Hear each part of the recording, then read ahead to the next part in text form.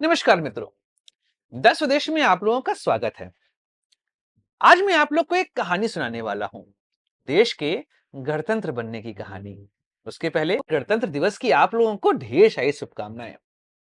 गणतंत्र का अर्थ ही होता है जहां पर जनता का शासन होता है।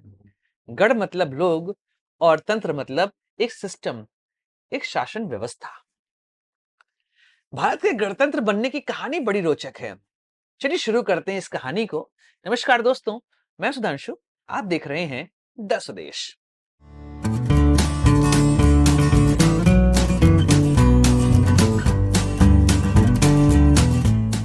दोस्तों, बात तो 1930 की है, लेकिन पहले 1920 के उस घटनाक्रम को समझना हमें जरूरी होगा, क्योंकि वहां से हम पहुंचेंगे 1930 पर। गांधी जी ने असहयोग आंदोलन शुरू किया। उन्होंने कहा कि अगर देश को आजादी दिलानी है तो हमें अंग्रेजों का सहयोग करना बंद करना होगा। लोगों को गांधी जी की यह बात बड़ी पसंद आई। क्योंकि गांधी जी कहते थे कि देश में अंग्रेजों का शासन इसीलिए स्थापित हो पाया है क्योंकि हम भारतीयों ने उनका सहयोग किया। अगर हम असहयोग करेंगे तो देश को आजाद कराना आसान हो जाएगा। लोगों ने अपनी नौकरियां छोड़ दी, बच्चों ने स्कूल छोड़ दिए, कॉलेजेस छोड़ दिए, वकीलों ने वकालत छोड़ दी। 1919 में मॉन्टेग्यू चेम्सफोर्ड रिफॉर्म के थ्रू होने वाला लेजिस्लेटिव काउंसिल का इलेक्शन लोगों ने बाइकआउट कर दिया। कहा कि नहीं लड़ेंगे चुनाव। हर तरफ असहयोग का नारा। विदेशियों को इस देश से भगाना है। विदेशी कपड़ों की होली जलने लगी। हर तरफ माहौल बन चुका था कि अब तो देश आजाद होकर रहेगा। 1922 में एक घटना हुई। उस घटना के बाद गांधी जी ने असहयोग आंदोलन वापस लिया। कांग्रेस में भी इस असहयोग आंदोलन को वापस लेने का विरोध बहुत हो रहा था।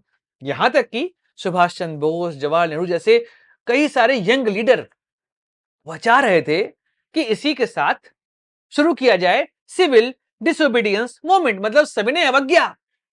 असहयोग तो असहयोग, अब अवज्ञा की जाएगी, सरकार को टैक्स नहीं दिया जाएगा। लेकिन गांधी जी ने चौरी चौरा में जो इंसिडेंट हुआ उसकी वजह से उन्होंने असहयोग आंदोलन वापस ले लिया। इस वजह से जो यंग लीडर थे कांग्रेस के, बड़े क्षुब्ध हुए। सरदार पटेल, जवाहरलाल नेहरू, सुभाष चंद्र बोस, यह सब बड़े क्रुद्ध हुए। उन्होंने कहा कि यही मौका है जब हम देश को आजाद करा सकते हैं। कांग्रेस से अलग होकर एक नई पार्टी बनी, स्वराज पार्टी। उसने कहा कि हम लेजिस्लेटिव काउंसिल का इलेक्शन लड़ेंगे। सीआर दास, मोतीलाल नेहरू, इन लोगों ने पार्टिसिपेट किया और पार्टिसिपेशन ऐसा हुआ कि कई जगहों पर इनको मेजॉरिटी मिली। यहां तक कि 1925 में लेजिस्लेटिव काउंसिल के चेयरमैन बने विठल भाई पटेल। स्वराज पार्टी की एक बहुत बड़ी विजय। उसी समय 1924 में गांधीदास पैक्ट होता है। उसके माध्यम से कहा जाता है, गांधी जी कहते हैं कि हम कांग्रेस वाले लड़ेंगे बाहर से और तुम स्वराज पार्टी वाले लड़ोगे अंदर से। अंग्रेजों को हर तरफ से घेरेंगे हम। उसी बीच में 1927 कंजर्वेटिव पार्टी की सरकार, कहां पर? इंग्लैंड में। वो सरकार अपनी पॉपुलैरिटी खो रही थी। तभी उनको लगा कि पॉपुलैरिटी गेन करनी है तो भारतीयों के लिए सिंपैथी दिखानी होगी, जो वो सिंपैथी नहीं दिखाया करते थे। और तब उन्होंने साइमन कमीशन बनाया और कहा कि भारत के लिए बनानी है एक रिस्पॉन्सिबल गवर्नमेंट की रूपरेखा। साइमन कमीशन भारत जाएगा, वहां के लोगों से मिलेगा और बनाएगा भारत के लिए एक संवैधानिक रूपरेखा। 1928 में साइमन कमीशन का भारत में आगमन होता है। साइमन कमीशन का विरोध पूरे देश में हुआ। साइमन गो बैक, साइमन वापस जाओ। हर तरफ यही यही नारे लग रहे थे कि साइमन को इस देश में नहीं घुसने देना है। लेकिन साइमन की वजह से इस देश में आपको जो यूनिटी देखने को मिलेगी वह अपने आप में अभूतपूर्व थी। तब सेक्रेटरी स्टेट फॉर इंडिया बार्कनहेड था। उसने बात कही कि तुम लोग साइमन कमीशन का विरोध कर रहे हो, हिम्मत है तो अपना संविधान बनाओ।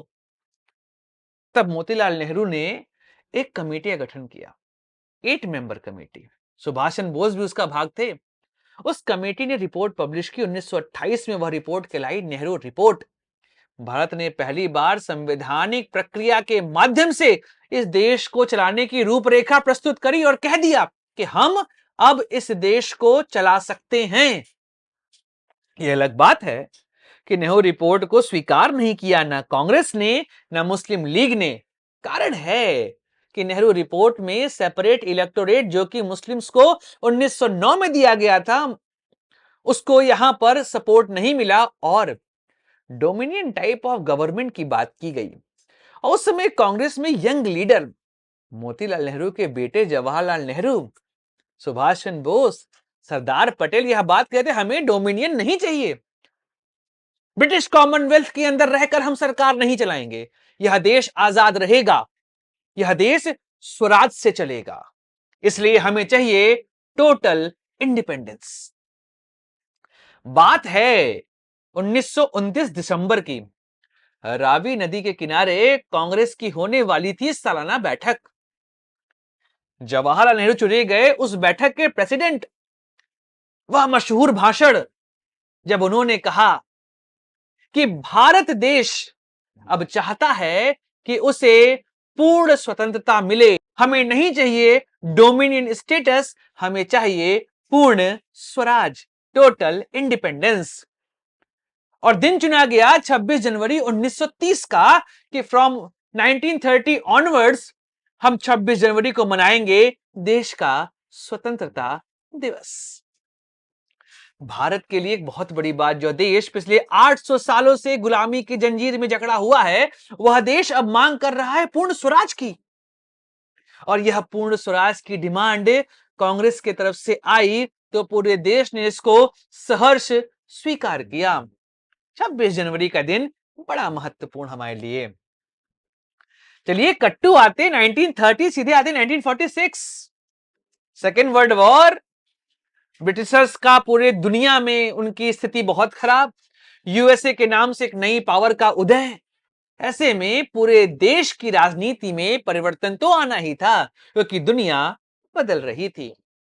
विंस्टन चर्चिल जो कि कंजर्वेटिव पार्टी के तरफ से ब्रिटेन में प्राइम मिनिस्टर था, लेकिन वर्ल्ड वॉर जीतने के बाद भी कंजर्वेटिव पार्टी की सरकार जाती है, विंस्टन चर्चिल चुनाव हारता है और बनती है सरकार लेबर पार्टी की। नाम आता है यहां पे क्लीमेंट एटली का। एटली डिक्लेरेशन, कहा गया कि 1948 में भारत को आजाद कर दिया जाएगा। और यह आजादी कैसे मिलेगी? इस आजादी के लिए भारत से एक एग्रीमेंट साइन करवाया जाएगा। 1946 में क्लीमेंट एटली ने एक 3 मेंबर की कमेटी भेजी। उस कमेटी का नाम था कैबिनेट मिशन प्लान। एवी अलेक्जेंडर, पैट्रिक लॉरेंस और स्टैफर्ड क्रिप्स, यह लोग भारत आते हैं और यहां पर कॉन्स्टिट्यूएंट असेंबली का निर्माण करते हैं। यह कॉन्स्टिट्यूएंट असेंबली भारत के संविधान को तो लिखेगी ही लिखेगी, साथ में इस देश में इंटरिम गवर्नमेंट का निर्माण भी करेगी। इस कॉन्स्टिट्यूएंट असेंबली में 300 से अधिक मेंबर थे, लेकिन जब भारत और पाकिस्तान में बंटवारा हुआ तो कॉन्स्टिट्यूएंट असेंबली का भी बंटवारा हुआ। और इस बंटवारा के बाद लगभग 299 यहां पर कॉन्स्टिट्यूएंट असेंबली के मेंबर रहे जो इंडिया के भाग थे। और फिर यहां की राजनीति तो बदली ही बदली, पूरे विश्व की राजनीति में इसका प्रभाव देखने को मिला। बात है 9 दिसंबर 1946 की, जब कॉन्स्टिट्यूएंट असेंबली की पहली मीटिंग होती है। डॉक्टर सच्चिदानंद सिन्हा चुने गए टेम्परेरी प्रेसिडेंट। बाद में 11 को दोबारा मीटिंग हुई और इस मीटिंग का रिजल्ट आया कि डॉक्टर राजेंद्र प्रसाद बनेंगे अब कॉन्स्टिट्यूएंट असेंबली के परमानेंट प्रेसिडेंट। 13 दिसंबर 1946 ऑब्जेक्टिव रेजोल्यूशन जो पेश किया जवाहरलाल नेहरू ने, जो आगे चल के भारत की प्रस्तावना बना। और तब बी आर अंबेडकर को चुना गया कॉन्स्टिट्यूएंट असेंबली की तरफ से ड्राफ्टिंग कमेटी का चेयरमैन। कहानी बड़ी इंटरेस्टिंग है इसकी भी। सरदार पटेल, जवाहरलाल नेहरू, महात्मा गांधी, मौलाना आजाद, ये सब बैठे हुए थे और हुआ कि आखिर कौन लिखेगा कॉन्स्टिट्यूशन। तो ये हुआ कि बहुत सारे वकील हैं, लिख लेंगे, पर नहीं, अंबेडकर की जरूरत पड़ेगी। तब बी आर अंबेडकर को बनाया गया चेयरमैन ड्राफ्टिंग कमेटी का। टोटल 8 मेंबर कमेटी थी। इन सब ने मिलकर भारत के संविधान की रूपरेखा तैयार की। और तब 26 नवंबर 1949 को 2 साल 11 महीना 18 दिन लगा इस देश के संविधान को लिखने में। और 26 नवंबर 1949 को हमने अपना संविधान स्वीकार किया, लागू नहीं किया। हाँ, कुछ छोटे मोटे प्रोविजंस जैसे कि सिटीजनशिप के, इलेक्शन कमीशन के, इनको लागू कर दिया गया था, पर पूरे देश में पूरे संविधान को भी लागू नहीं किया गया। चुना गया दिन 26 जनवरी 1950 का। क्यों चुना गया? याद करिए, 26 जनवरी 1930 जब भारत देश ने पहली बार अंग्रेजों के खिलाफ पूर्ण स्वतंत्रता की बात की थी। ऐसे में वह दिन हमारे लिए आत्मसम्मान का प्रतीक है। इस वजह से हमने कहा कि 26 नवंबर की जगह पर हम 26 जनवरी को देश में लागू करेंगे भारत का संविधान। इस वजह से 26 जनवरी का दिन चुना गया और भारत एक डेमोक्रेटिक कंट्री बना और उस दिन भारत को कहा जाने लगा एक रिपब्लिकन स्टेट, क्योंकि 26 जनवरी 1950 के पहले देश का नियंत्रण था ब्रिटेन की क्वीन के हाथ में। ऐसे में वह बनता है मोनार्कियल स्टेट। लेकिन 26 जनवरी 1950 को देश ने अपना पहला राष्ट्रपति भी देखा। 24 जनवरी 1950 को डॉक्टर राजेंद्र प्रसाद को कहा गया कि अब आप इस देश के राष्ट्रपति हैं, पहले राष्ट्रपति। और फिर 26 जनवरी के दिन भारत एक गणतंत्र बना, क्योंकि अब इस देश में राष्ट्रपति का शासन हेड ऑफ द स्टेट है। और वह हेड ऑफ द स्टेट किसी परिवार से नहीं आता, वो हेड ऑफ द स्टेट चुना जाता है देश की जनता के माध्यम से। इसलिए भारत बना एक रिपब्लिकन नेशन, गणतंत्र, लोगों की सत्ता, लोगों का शासन। इस वजह से भारत देश विश्व में एक डेमोक्रेटिक रिपब्लिकन नेशन कहलाता है। हमारा संविधान भी कहता है India is a sovereign socialist secular democratic Republic. हाँ, 26 जनवरी 1950 को यह नहीं था। उस दिन हम थे sovereign democratic Republican state. Secular और सोशलिज्म, यह दो वर्ड जोड़े गए बाद में। कब जोड़े गए? 1976, 42वां संविधान संशोधन, जिसे कहा जाता है मिनी कॉन्स्टिट्यूशन। बहुत कुछ बदला था। किसी और दिन इस संविधान संशोधन की भी कहानी बताऊंगा मैं आप लोगों को। बाकी दोस्तों, वीडियो समाप्त करते हैं। उम्मीद करता हूं आपको बहुत मजा आया होगा यह कहानी सुनकर। बाकी हमारे इस चैनल पे होती रहती राजनीतिक चर्चा, और मिलेंगे अगले वीडियो में। अपने दोस्त सुधांशु को दीजिए इजाजत। Like share subscribe the channel. एक बार फिर आपको गणतंत्र दिवस की हार्दिक शुभकामनाएं। जय हिंद, वंदे मातरम, भारत माता की जय।